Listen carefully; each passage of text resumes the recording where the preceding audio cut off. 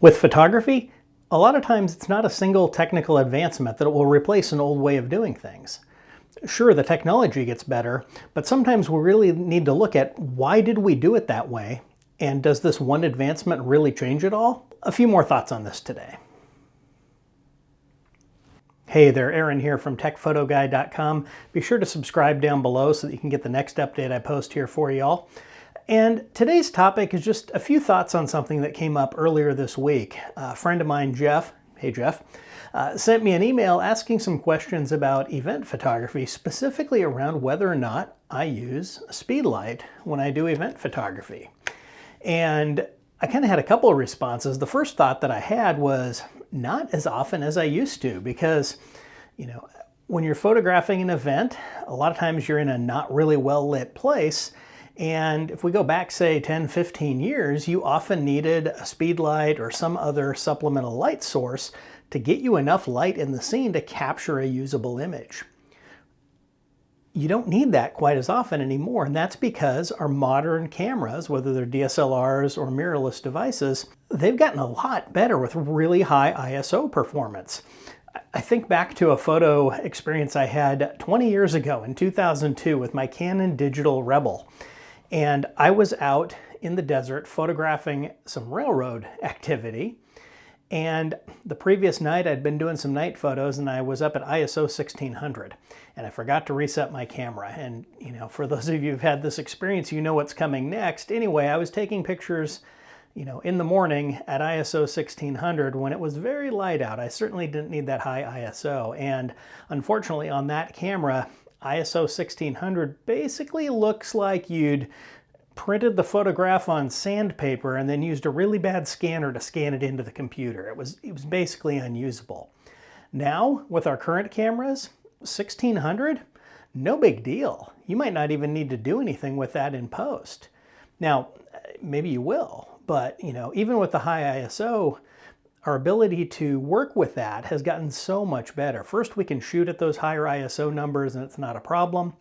It brings more light into the camera, gets recorded on the sensor, and for our event photography example, means that I can capture images without always having to use a supplemental light source. But the light source, the amount of light, is just one side of the equation. The other thing that a speedlight will get you is a second light source, right? Beyond our ambient light. For event photography, you don't always have control over the ambient light, and sometimes it's where you want it to be and sometimes it's not. But if you use a speedlight, obviously putting it on the camera is going to give you kind of a nice direct light source. Isn't always the most flattering, but the other thing that you can do is you can put that on a light stand off to the side, or you can have somebody hold that light. And that gives you more control over the direction of light. And even with a higher ISO performance, that doesn't change the direction of our light.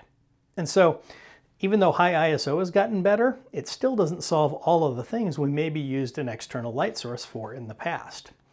Now, that said, we can also talk about how Photoshop and Luminar and other applications now have the ability to do what is known as relighting a picture in post using artificial intelligence. In Photoshop, this is through a filter to relight, and essentially you can change what appears to be the direction of the light source after you've captured the image. And this can work well if you're going through and manually doing this on an image or a few. It's not the kind of thing that you would do in bulk for a large group of images, but as a one-off thing, it's quite impressive.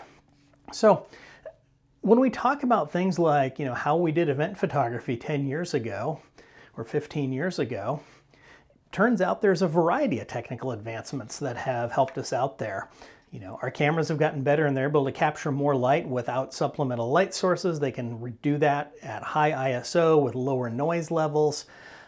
Even if you did get more noise captured, the noise processing software has gotten so much better, both in things like Photoshop and Lightroom, but also in specialized programs such as like Topaz Denoise. They're one of my affiliate partners. I'll drop a link down below if you want to check that out. But we've got the capabilities to address problems in different ways. And so, as these technical advances happen with photography, there's multiple ways to come to a solution. Sometimes one technical advance will change the way we do things. Sometimes it's a combination of factors. Either way, it's always an evolving field, and as photographers, it's fun to play around and try different things. And I hope that you're out there doing that with whatever type of photography it is that you do. Again, please subscribe. Love to have you back here with my next video next week. And until then, take care.